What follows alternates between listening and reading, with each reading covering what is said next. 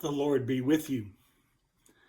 Shortly after coming to Christ, Sadhu Sundar felt called to become a missionary to India.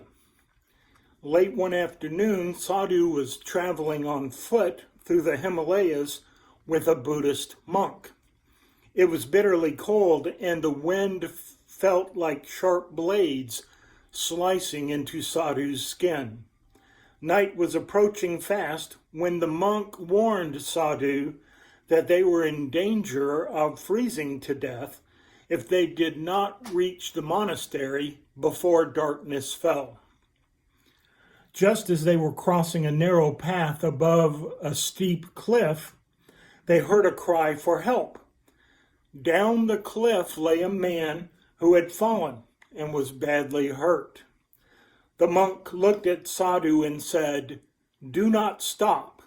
God has brought this man to his fate, and he must work it out for himself." Then he quickly added while walking away, "Let us hurry on before we too perish." But Sadhu replied, "God has sent me here to help my brother. I cannot abandon him." The monk continued trudging off through the whirling snow, while the missionary clambered down the steep embankment. The man's leg was broken, and he could not walk. So Sadhu took his blanket, made a sling out of it, and tied the man on his back. Then, bending under his burden, he began a body-torturing climb.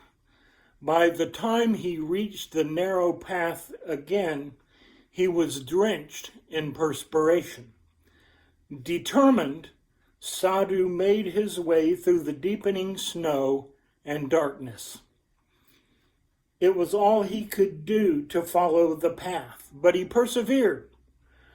And though faint with fatigue and overheated from exertion, he finally saw ahead the lights of the monastery. Then, for the first time, Sadhu stumbled and nearly fell. But not from weakness. He had stumbled over an object lying in the snow-covered path. Slowly, he bent down on one knee and brushed the snow off the object. It was the body of the monk, frozen to death. Years later, a disciple asked Sadhu, "What is life's most difficult task?" Without hesitation, Sadhu replied, "To have no burden to carry." I really do enjoy reading and telling stories about Christians in countries other than our own.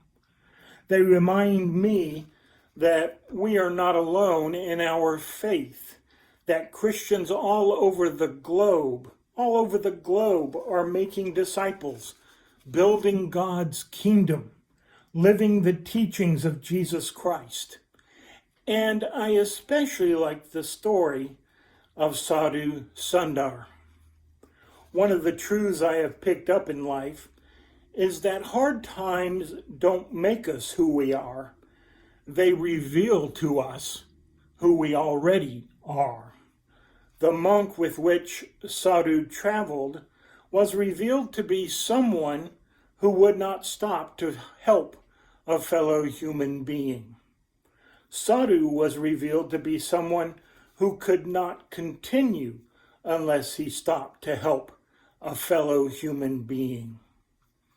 And let us not forget one of the many lessons of this story, that when we help someone, the life we may be saving is our own.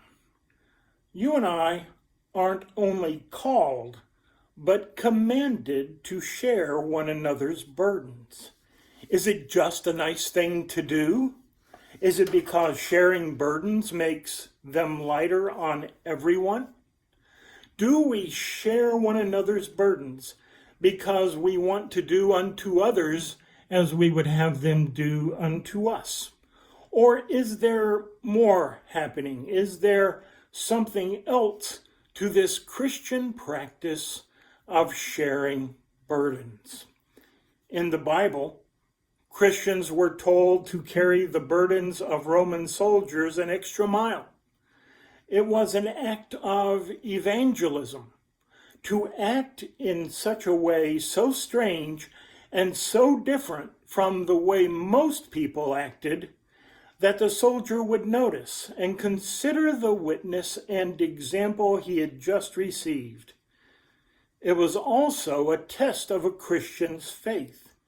It is God asking us, are you going to obey me even around enemies? Or are you going to live by something or someone else? Many years ago, I went to visit an Alzheimer's patient in a nursing home.